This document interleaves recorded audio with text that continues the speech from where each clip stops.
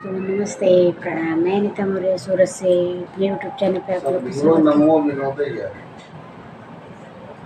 भोले जी का भजन लेके आई। कैसे लगेगा लाइक सब्सक्राइब कमेंट करना सपोर्ट करना चाहिए। माता जी बोला गईले बाजार, बोला गईले बाजार, गौरा जी सोचेली मनवा में।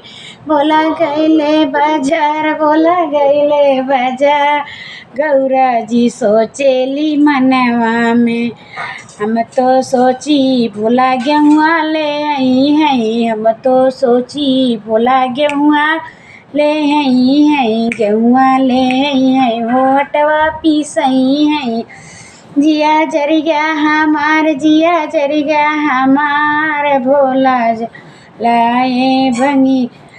जिया जर गया हमार, जिया जर गया हमार, भंगिया ले आवई गठरिया में, भंगिया जलामई गठरिया में।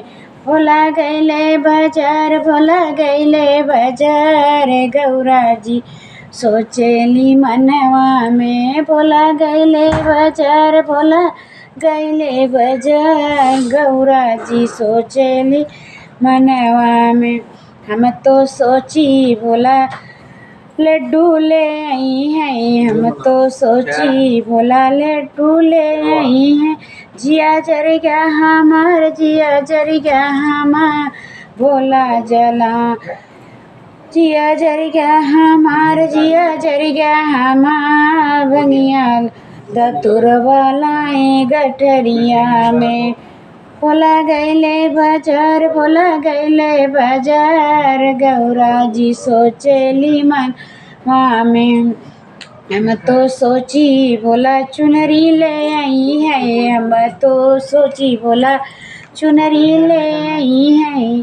जिया जर गया हमार, जिया जर गया हमार, मिर्गा जलावई गठरिया में, मिर्गा जलावई गठरिया में।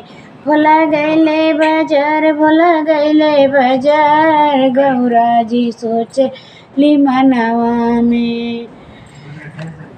हम तो सोची भोला, हम तो सोची भोला हरवा ले आई हैं, हम तो सोची भोला हरवा ले आई हैं, हरवा ले आई हैं, हो झुमका ले आई हैं। जिया जर गया हमार, जिया जर गया हमार, नगवा जलावई गठरिया में।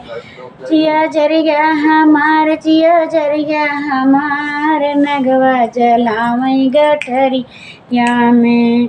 भोला गईले बाजार, भोला गईले बाजार, गौरा जी सोचेली मनवा में।